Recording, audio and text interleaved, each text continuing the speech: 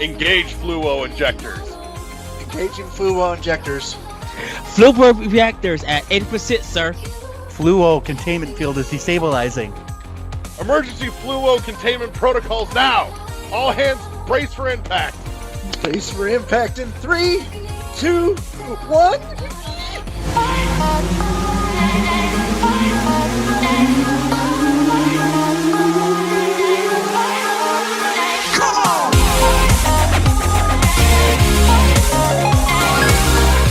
Holy balls, we're back with another episode of World 1-1 Podcast, and we're again asking the all-important question, what else can we fuck up this week? Quick tease for the third half of the show. This week, we are taking a dive down the warp pipe, and we're going to be looking at... Oh, God. Things I did not have pulled up, and I should have. There we go. We're going to be looking at the new Holy Trinity of Metroidvanias and how they got there. Make sure you stick around for that. There's some good stuff coming. Also, subscribe and share with your friends, or if you find this absolutely awful, then share it with somebody that you don't like but doesn't know that you don't like them, so it comes off as genuine and they're as miserable as you are by the time this is all done. You can and should definitely click the link to our Discord in the show notes down below and come talk to us, because we want to hear from you. We would absolutely love to hear your thoughts on this week's topic or anything else. So jump in the Discord and get in the conversation. We want to hear from you. Shout out to our awesome sponsor, Imaginary Authors. More about them just before the break, helping you up your scent game with fragrances for guys, gals, and non-binary pals. All that out of the way. Choose your fighter! I am, as always, your host, Roll to the Wall. Joining me this week is my compatriot, Riker. What's up? There we go. Let's dig into the meat and taters here and jump into... Oh my gosh! Video games. What have you been playing, Dare? Actually, I have been investing a lot of time in a mobile game called Best Fiends. It's addictive, and I beat the level that I was complaining about in the group chat, only to be stumped by another one. But the thing is here is that I'm doing this without any power-ups. So, because I feel like it's cheating. So, that being said, that is why it's so hard for me. So no money invested. Yes. But, I mean, with Best Fiends, you don't have to spend money, you just have to watch ads. Like, you can pay for things, but you can also get it honestly if you want to put the work in. Yeah, it's just scaled to make it a horrible, insufferable grind, I know. Yeah. But honestly, it's not that bad. There's not as many ads as a lot of other games, so honestly, like, 6 out of 10. Oh, shit. What else have we been playing? Anything good, or do you want to go deeper on your Best Fiends? Oh, I'll go deeper on Best Fiends. Let me tell you. Let's have it. Okay. So, I got to this absolutely impossible level. So, let me backtrack. Best Fiends, it's a matching game, but it's not just match 4. You match as many as you can on the board, and there's like 5 different colors. One's raindrops, one's a strawberry, one's a mushroom, and one's a leaf. And you have all these cute little characters that coincide with it. And when you match a bunch of the same color, they shoot things at this giant slug monster. Now, I don't know why they don't like the slugs, but they don't like the slugs. And each level, you either have to collect a certain number of items, or you have to defeat a certain number of slugs, or sometimes there's crates that you need to get.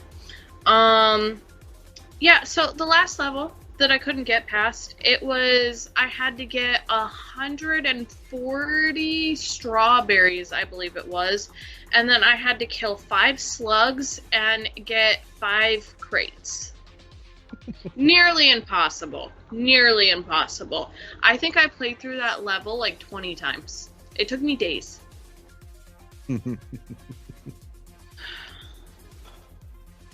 I did it. So how long has this obsession been going? Well, so I started playing it back when I lived in Atlantic Beach, and then I kind of stopped for a while because I'm not big on mobile games. But then I started again recently because I have, as you can see, been very fidgety. Mm-hmm.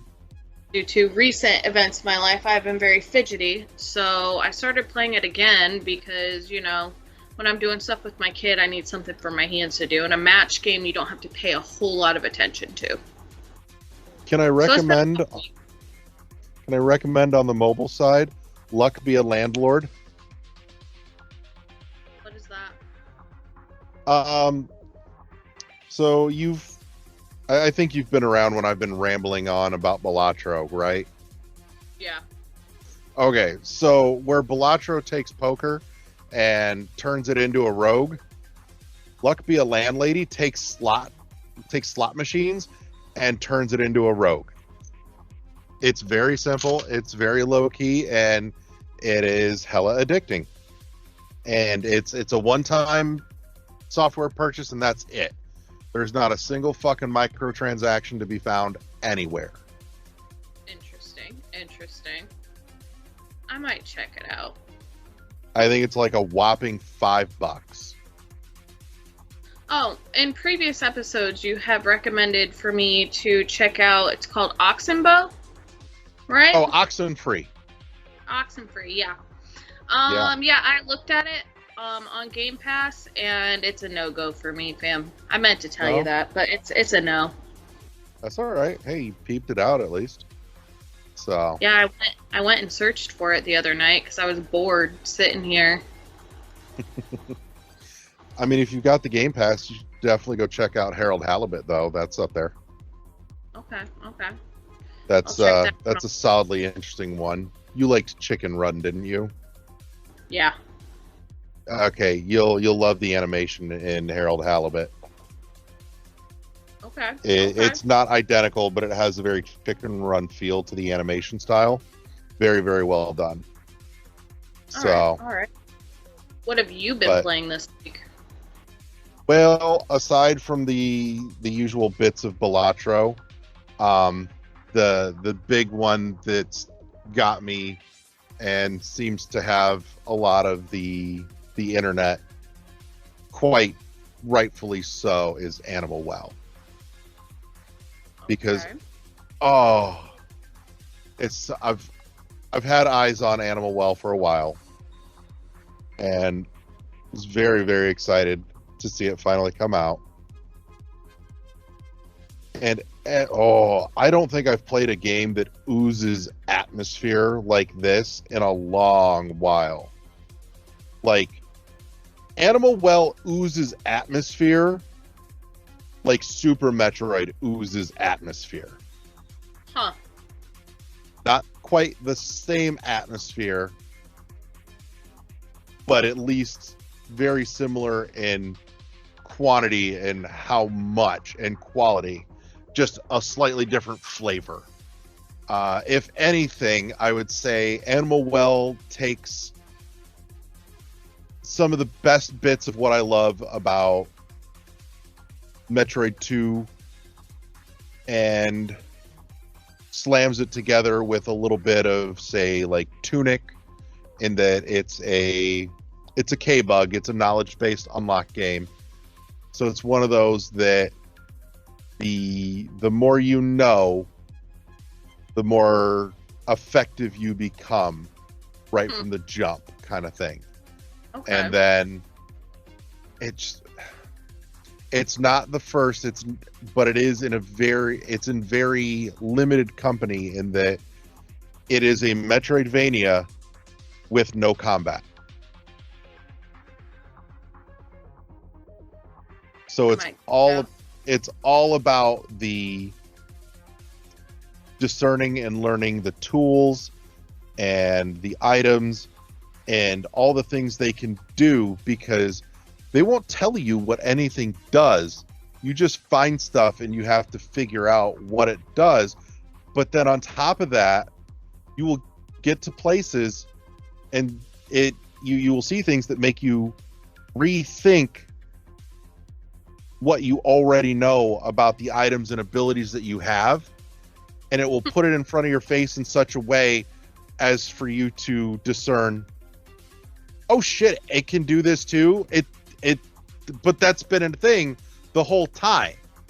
You just never stopped to think about it until it put it in front of your face. Okay. No dialogue, barely any text. The visual style is just capturing my heart with its like muted fluorescent neons and CRT lines, and it's so good. I cannot recommend enough. And I know too that I'm not the first to say it, but the map is fantastic. Like, the map is just legitimately useful as a tool. Also, I loved it a little bit more when I found out I don't know the answer to said puzzle, so I haven't entirely spoiled myself, but finding out that it was in there made me so profoundly happy, because I have this weird obsession over the final monolith puzzle in Fez, because the story behind that is that nobody could figure out the final monolith puzzle in Fez, because everything in Fez, all the puzzles, have a solution that you can logically get to. Nobody could figure out the final monolith puzzle in Fez, and so the internet banded together and literally brute forced the solution. But to this day, nobody knows why it's the right answer. Oh. But it's a case of the internet coming together and going, we're fucking solving it. Animal Well takes that, the best parts of that, and addresses it and does something great with it. And I'm not going to spoil what it is, but I will tell you that there is a puzzle in Animal Well that requires no less than a bare minimum of 50 players to complete. Really? Yes. But the thing is nobody was brute forcing it. It was the internet coming together and realizing, oh shit, to solve this puzzle, we need to get a whole bunch of people together and do it together. It's intentionally designed for that. So it's intentionally designed to bring people together. That particular puzzle, anyways. But it's layers on layers. I love too that there are creatures and animals all over the place, and the whole thing has a vibe of just like keeping you perpetually slightly unsettled. Like, there's no clear indicator of these animals are harmless and these ones will hurt you. Oh. So it makes everything feel a little more on edge. Do any of the cute ones kill you? I need to know. They're kind of all cute. Oh. I would die. So, yes. But it's so good. This is just like, I really, really want a night where I can just shut myself in the basement, kill all the lights, and play till 4 a.m. when the goddamn sun comes up, kind of midnight game type feel to it. And it controls wonderfully. Everything is magnificently intuitive. It's so good. Excuse me, sir. As somebody who has a baby, I'm here to tell you that the sun comes up a little bit after 6 a.m., not 4 a.m. I am painfully aware of when the sun comes up. But yeah, the internet has been gushing over it, and for good reason. So if you have not checked out Animal Well, you absolutely should. Yeah, I It's might need to, because it sounds oh, gorgeous. it is. I will send you I'll send you some info on it that you should absolutely check out. It just oof, so much to love in so little time. But yeah, it's cannot say enough good things. Just animal well, animal well, animal well. I'm sitting here staring at it, trying to resist the urge to just pick up my controller and keep going. I mean, it's right here. I could, but Mine's right there, but I don't have that yet. Is it on Game Pass? I don't know actually, but we can certainly find out. I don't think it is. I don't believe so, but Game Pass does have a big one coming up this month, though, because Hellblade 2 is coming this month, and that's hitting Game Pass day and date. That's a big one. So apparently, Animal Well isn't even on Xbox. Period. Really? That's what I'm What are seeing. you playing it on? Switch. Oh, I have one of those. It's not much, but there is a launch discount up there of like 10%. Okay. So take that for what you will. But the asking price is solidly justified. I will give you that confidence. Okay. I mean, do with that what you will, but yeah, cannot recommend enough. Other than that, that's most of what I've been playing. So we can shut this part down so that we can get to the third half of the show and get into the real meat and taters here. So before we hit the break, quick word about our awesome sponsor, Imaginary Authors, helping you up your scent game with fragrances for guys, gals, and non-binary pals, including one of their newest, Languages of Glaciers. My sample is due here in just a couple of days. I cannot wait to check it out. Also re-upped on my bar soap order from them as well, because they have those and they are fantastic. It is one of the best cleans I've gotten. Beyond their fragrances and bar soaps, you can also grab your perfumed oils and perfumed candles, all of which absolutely excellent. We've done the candles, done the soaps, done the colognes. The wife has done some of the perfume side of things over there. There is literally something for everyone, and cannot recommend enough.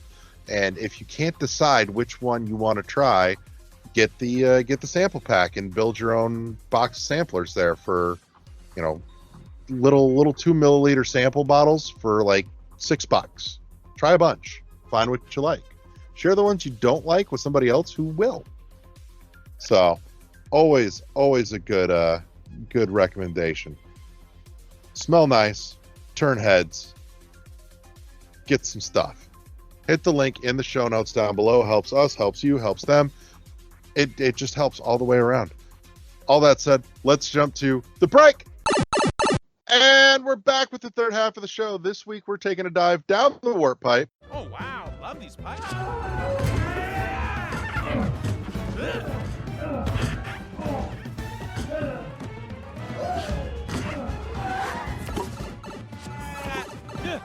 And we're asking, how did Hollow Knight, Ori, and Blasphemous become the new holy trinity of the Metroidvania genre? So let's dive in, because we had some meaty conversation going earlier when we were trying to figure out what we were covering this week, and this one definitely seemed to pop off the conversation. So let's dive in. Who wants the first crack at this shit? Go ahead, Michael, jump it off.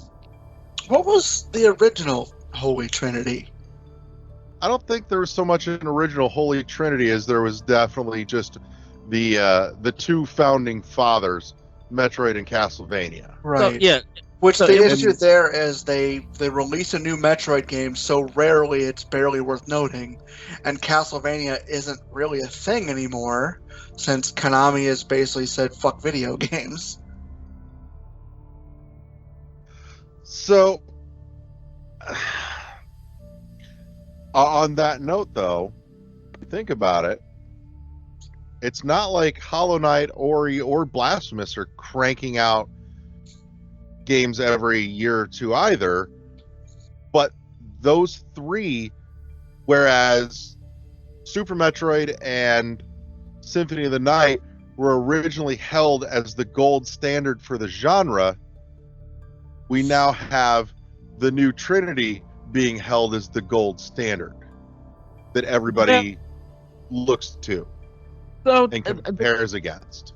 so the thing with Hollow Knight is this difficulty. Everybody who plays Hollow Knight, really talks about how difficult the game is, and they feel like the progression, like when they win a battle, they feel relief. Blasphemous has this kind of, since we call them the soul genre, has been a big thing. That has also grabbed players, that genre being put into that game. Ori the Blind Forest, it was an emotional game because of the trailer and the art. You know, when you literally talk about Ori and the Blind Forest, the trailer always comes up first. And when people seen it at Microsoft's E3, people fell in love with that game because it was so emotional. They didn't even think about it as a Metroidvania at all. And what was the thing that people said? I hope this comes to Nintendo Switch, or I hope this comes to Nintendo. Same thing with Cuphead and everything. So I think with those games, they're a trinity because they stood out. It's modern gaming that a lot of gamers in this time and age have played, adapted to, and love. So the reason why is that Trinity, they offer something that people are having currently enjoyed or getting familiar with or feel like it's new. A lot of gamers who see the influence or hear of Super Metroid and Castlevania Symphony of the Night, they hear about those games and know about their contributions. It's just that those other three games stand out because they're so modern, and they apply to modern gamers' love of these other genres or these other pieces. So I think if we're talking about Trinity, we're kind of talking about what those three games offer differently. And for some, it's not the Metroidvania aspect of it. It's just offering something different that people are familiar with. You know, because like we was talking about earlier, not many people talk about, you know, Blasphemous, and not many people talk about Ori and the Blind Forest. People talk about Hollow Knight here and there, and they're ready for a Silk Song, but it's not a big conversation to have. Because if the thing about it is, if we're going to have a conversation, it's not a Trinity anymore. Because then everybody gonna be like, well, what about Axiom Verge? You know, see, and like that's Axiom another Verge, thing too. Axiom Verge came before those three, and it was Right. great, but it didn't stick as a gold standard game. it did something because of all the secrets, all, you know, it did something coming from this one developer. And so I think a lot of it too was that Axiom Verge also hung its hat very heavily on nostalgia. Mhm. and that one really has more of the Metroid kind of thought that people were having. Like if we were talking about Metroidvanias, Axiom Verge would definitely come up when we have that talk and everything. I think Axiom So- Verge comes up more when you're talking specifically about Metroid, not just Metroidvanias, because that influence is very Yes. clear as a through line in Axiom. Yes. But I think So- I think if we're just looking at it as like for just a whole genre and stuff, Axiom Verge does come into the conversation for a little bit. So I think that's kind of the only reason why that Trinity is held, you know. It's not the Nintendo Trinity though. but it is a Metroidvania Trinity.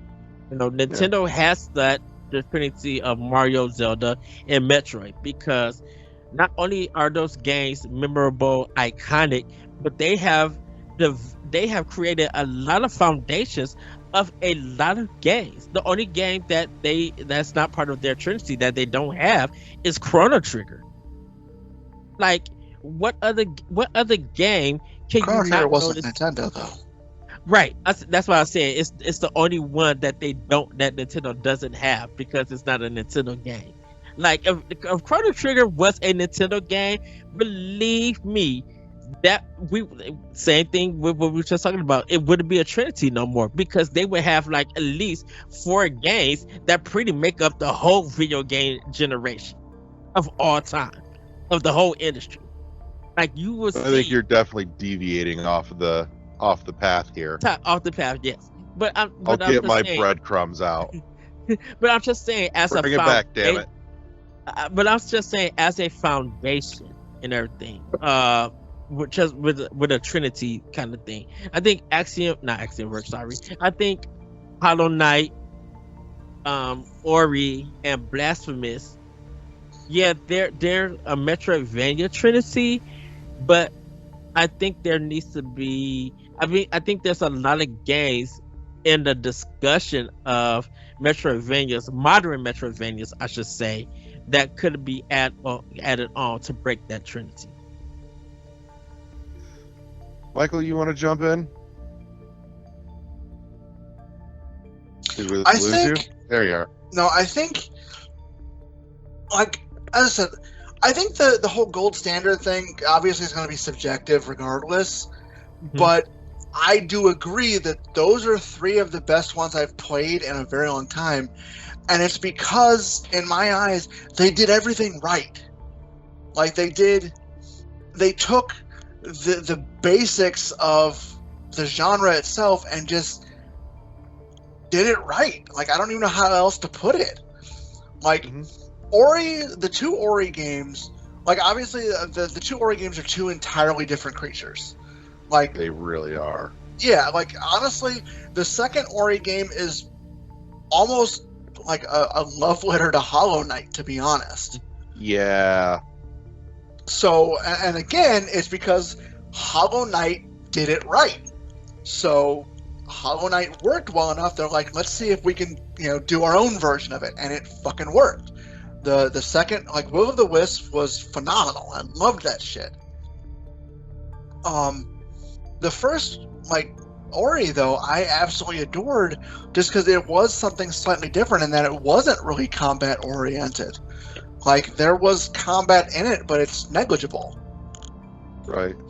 Oh, go ahead, Michael. Well, go ahead. What do you got? There's one thing that I may have a problem with, why this really shouldn't be a Trinity of under the Metroidvania name. I think this should be a Trinity under the Castlevania name, because all 3 games are melee based and there is no shooting in any of these games. And if are we looking at it as a whole, or just We're looking at it as a genre. As a genre, okay? Yeah. Because I'm just like, I kind of wish They've become the new holy trinity of the genre. Because I kind of wish that we did have a character who used the gun. So I kind of wish Ranged. Yeah, I kind of, because to me, I would take Blasphemous out and put in Axiom Verge to balance it out, because I think Blasphemous is a better game. Well, like, yeah, Axiom Verge is a great game. Blasphemous is hands down on every level a better game. I don't disagree, because I haven't played Blasphemous. I own it, haven't started it. But I think because all 3 of those characters are melee based for those 3 games, I just wish that if we had a character that actually did the shooting mechanics, represent the Metroid Samus side of it, I kind of wish that would be in. I think you're focusing on the wrong aspect of the Metroid games. I would concur. Yeah, like the whole premise of the Metroidvania genre isn't the combat, whether it's melee or the standard, Range. shooting. It's the exploration, the finding the movement. secrets, and the Yeah, movement. I mean, that I do agree. I just think that's why I said for me personally, it's an add. For me personally, I wish we just had something that added it because of those characters. All three characters, as great as they are, we don't have anything with just range combat to bring in the Metroidness of it. Because I think that's just them- happenstance. I don't think that matters to this though. Like, I- as I said, I seriously think you're focusing on the wrong aspect of it. Well, I think because of the powers that you get in Metroid are shooting. Well, most of the powers that you get is somewhat combat wise, it's shooting based. But I can understand why these three games are the Trinity of a Metroidvania. So I'm agreeing with that. I'm not saying anything. I'm just saying for me personally, it's a personal thing. All right, so I'm going to jump in for 2 seconds here because Eddie actually said something that God damn it. What I do now? Eddie said something though that did spurn a thought, and part of it bounces off of the Axiom Verge comment, is that, and I hadn't actually thought about it until it just got mentioned, is that Axiom came before these three.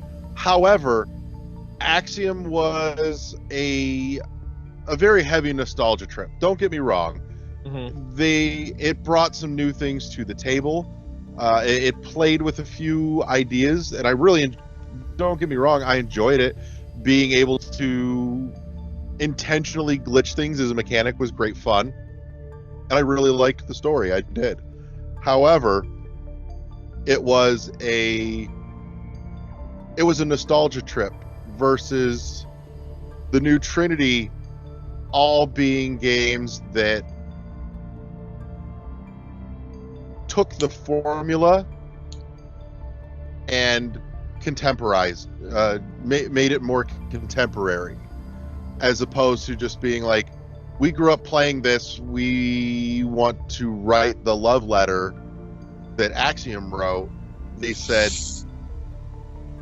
we grew up playing this, we want to play new excellence and bring a level of fresh paint and love and ideas to the genre. And it's in the same way that Sea of Stars is a love letter to shit like Chrono Trigger. Mm-hmm. Right.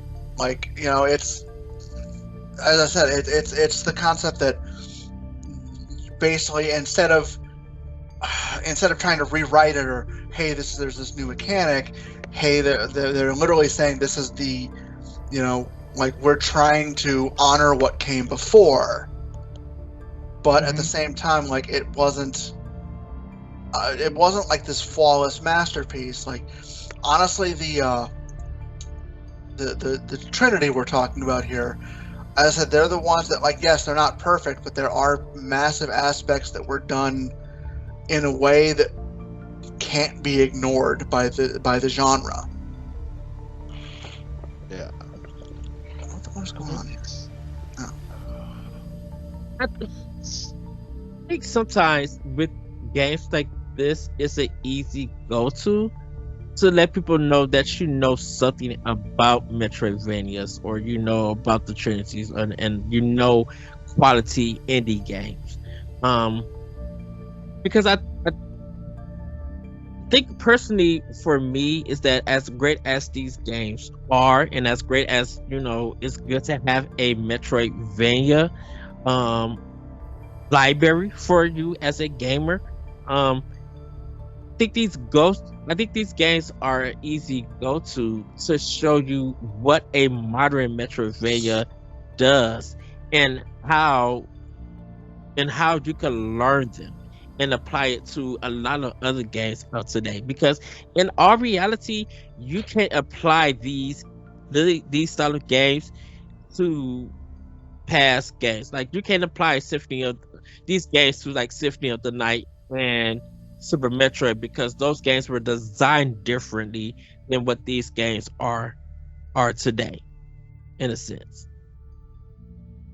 I will say, now that I'm thinking about it, I do think Blasphemous has at least a little bit of the love letter feel to Symphony of the Night.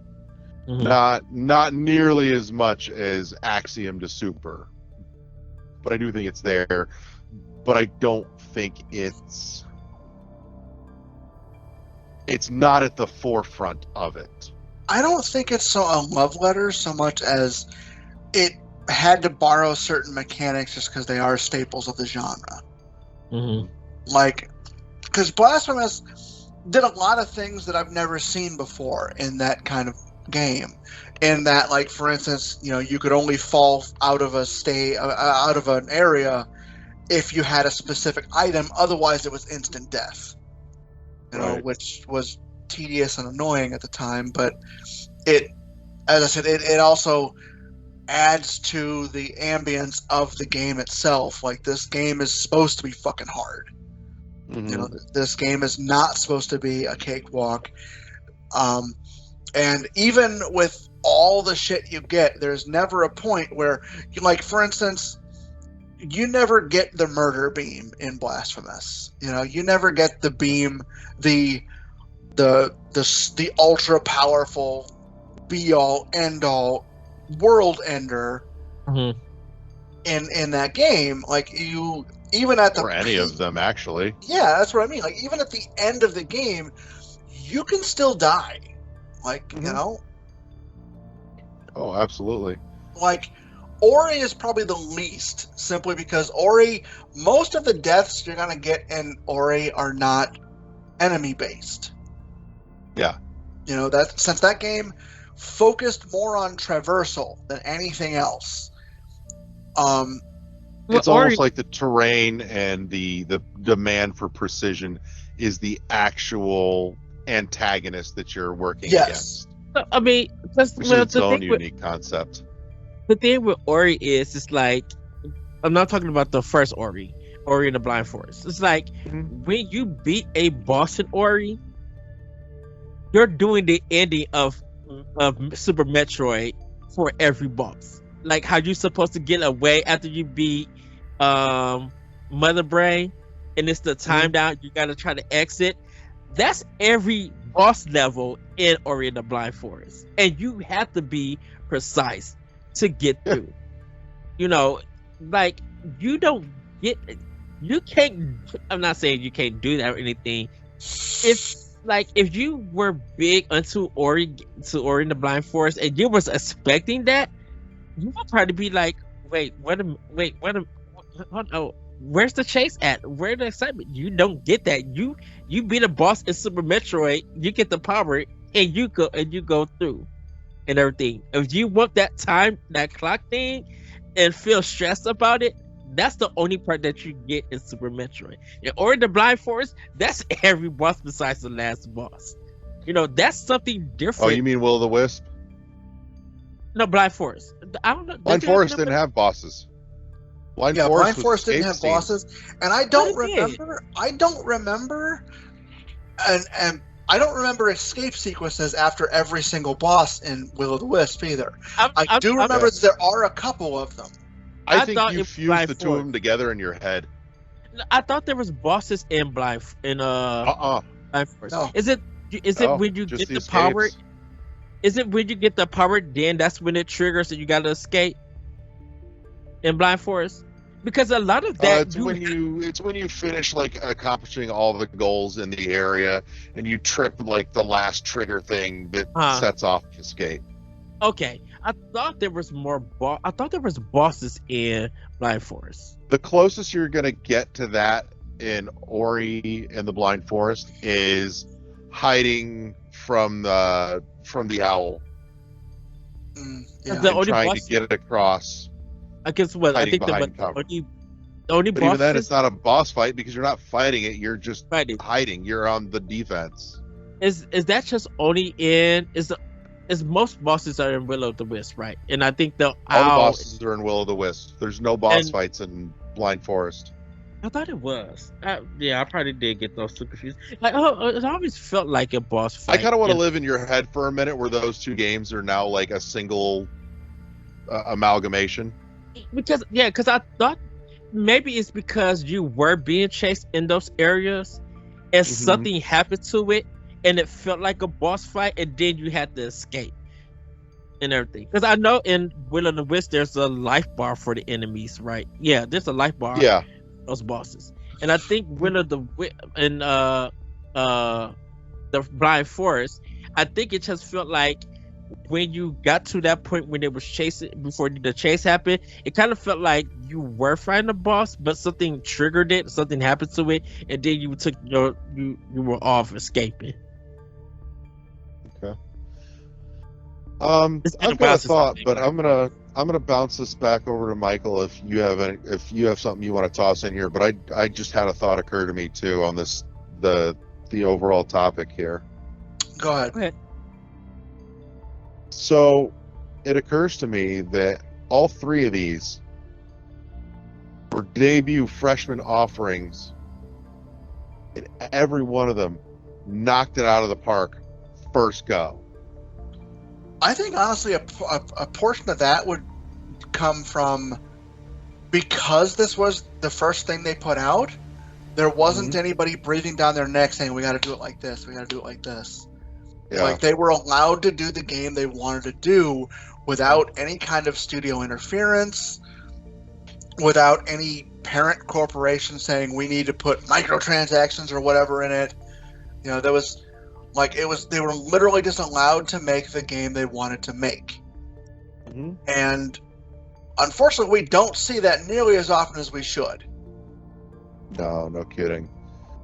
But I will say the Metroidvania genre in general is also one of the few that I think is weirdly almost immune to microtransactions just by the nature of their design philosophy. Yeah.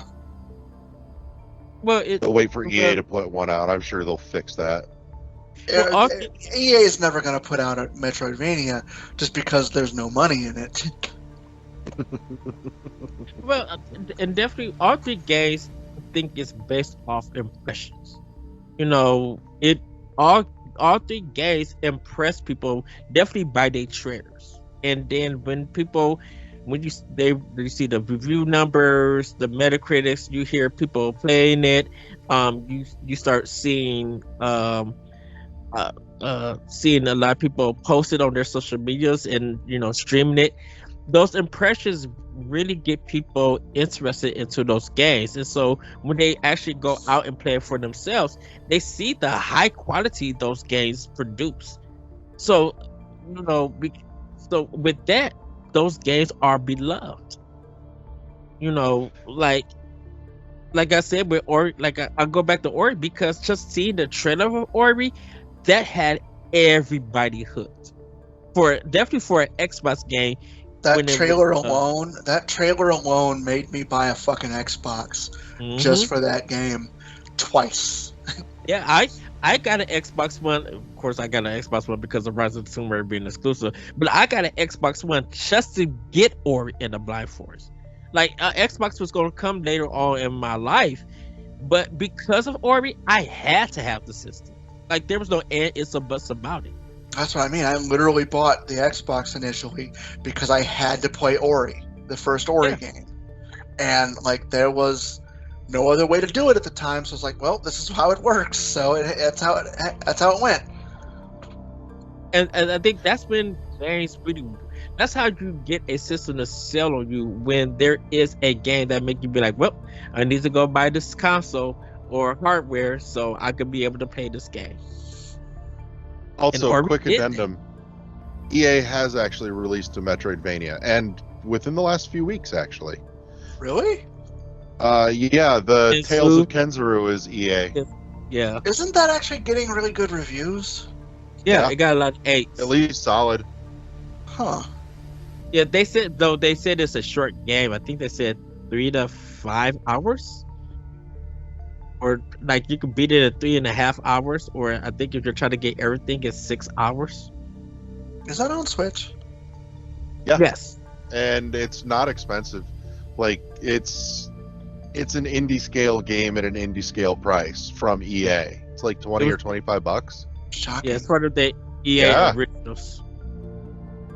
Like I saw it and I was expecting EA to when they pulled the curtain back on it, I was expecting, especially given who it was coming from, for this to drop at like a $40 or $50 price tag at least. Yeah. Mhm. And then I saw the pre-orders for like 20 or $25. I'm like, oh fuck yeah. I think the EA original name came later because I think as an indie developer, I think he showcased the game first, and there was no publisher attached for it. 'Cause I didn't even know that EA was doing the publishing for it. I just knew that it was a trailer from that developer when it first showed. Right. But yeah, so I think we're getting to the end here. Let's sum it up. We've got, let's see if we've nailed it down to its core components here. They forego the love letter. Debut titles that all just knocked it out of the park first time round. What else? What else do we need to add to the list? Like the holy tenets of the genre itself. Yeah, they get the tenets right. I think they just feel familiar in a good way, in a sense. Like all the elements that created each game grab people's attention and make that game feel familiar. And everything, which made people end up loving it. They keep the foundational design philosophy without getting too attached to nostalgia. Yeah. I think we've nailed it down, gentlemen. Well done. Go us. So, Where's my all right. participation ribbon? I'll do you one better. You come visit, I'll let you borrow comics. Reminds me, I got something to tell you about that later. Anyways, so let's wrap this bad boy up and get the hell out of here. I want to say thank you to my friends for coming and hanging out with me this week. Thank you to everybody that tuned in and listened. Make sure you jump into the show notes, click that Discord link, and come join us. And we would love to hear your feedback on this as well. If you've got some thoughts on things that we got right, we maybe missed, let us know. I am absolutely 100% here for more conversation on the subject. Thank you to our awesome sponsor, Imaginary Authors, helping you up your scent game. And if you enjoyed this, make sure you subscribe, share, spread the good word, spread the holy gospel of the World 1-1 podcast, powered by the World 1-1 Podcast Network. Press start to engage your mind. Say goodnight, everybody. Bye. Good night, everybody. And we'll see you next time on World 1-1 Podcast. Bye, everybody.